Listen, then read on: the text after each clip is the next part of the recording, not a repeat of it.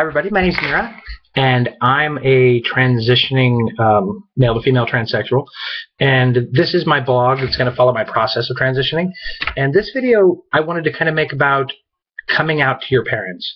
As you can see right now, I've only been doing this for about 2 months, and only a month of hormones. So I'm not really fully feminized yet, not even close, actually. So I'm still in that phase where most people think of me as a guy. Now, one thing I wanted to discuss is how do you come out to your parents, family, friends, everyone, when you're in your 30s? I see a lot of videos about people coming out to their parents when they're children and when they're in high school, etc. And I think that's all really good information. But there's a whole generation of trans girls like me who we lived in a less accepting culture for a lot of that time. And so we didn't have really kind of the psychological option to do it at a young age.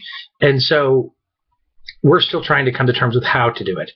And I made a goal. I was seeing a gender therapist, and I made a goal to tell probably, like one person per week. I've been up to like a couple people per week, actually. But in your 30s, people have known you as an adult for a long time. Your friends know you as an adult. Pretty much everybody's come to know you with your mature adult identity in the wrong gender, unfortunately. And so it's a real shock to them. They're not witnessing you grow up. They've witnessed you grow up one way, and suddenly you tell them you're another way.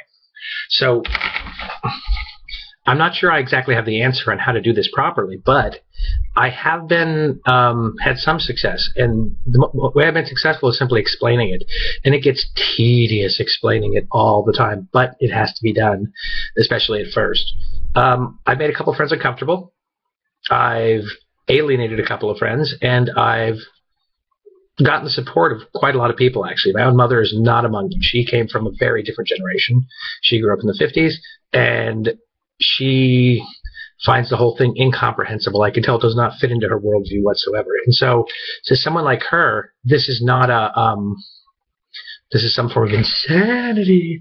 So that's a work in progress. I hope when she sees that I'm happy that she'll then decide that it's okay. So I'm in the midst right now of just trying to lose weight, get a feminine figure, take my hormones, getting electrolysis, and just generally preparing my body for this, because I've been a woman my entire life. I just didn't quite put the pieces together until I was in my 20s, and I didn't have the courage to do anything about it because I, like the culture around me, thought it was insane.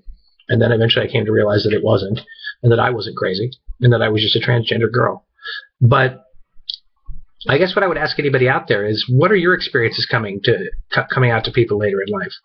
Now, I don't want to go into too much detail because I haven't been doing it very long, but one conclusion that I've definitely come to is that the people that will accept you, that are your true friends, that have been your friends forever and you've known forever, those people that you're afraid of losing, if they really are that good of friends, they're going to stay your friend. It might be weird. It might be awkward for a bit. They have to get used to it, just like you have to get used to living in a new gender. I mean, it's hard for them too, and I try to have compassion for them.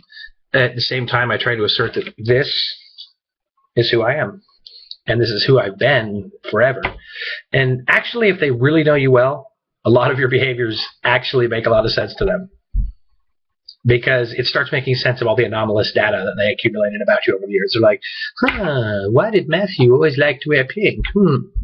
How come Matthew always dressed as a girl at Halloween? And suddenly, even my younger brother had told me that, he had told me before I told him, he told me that you were always like an older sister, not like an older brother. And I realized that was true. I was like an older sister. I was always the peacemaker and the compassionate one, and the one that was taking care of them and nurturing them and making sure that everything was okay. And so if they really know you, then a lot of your personality traits that didn't make sense before will suddenly make sense to them. And so it'll actually strengthen your relationship, because it's increased intimacy. If you're holding something back, if you're hiding something, if you're always afraid of not being what people expect of you, then you never really get to know anybody. You never really know people deeply. They have to know about you if you want to have a real relationship with them. And that brings up my second point about coming out. My second point is that, it's easier to come out when you're younger because you're still in school. I mean, it's harder in a sense because you have to deal with that incredibly tight, sometimes crazily competitive social environment where people will ostracize you for the sake of their own identity, etc. Now, but society at large is more accepting because you are a minor.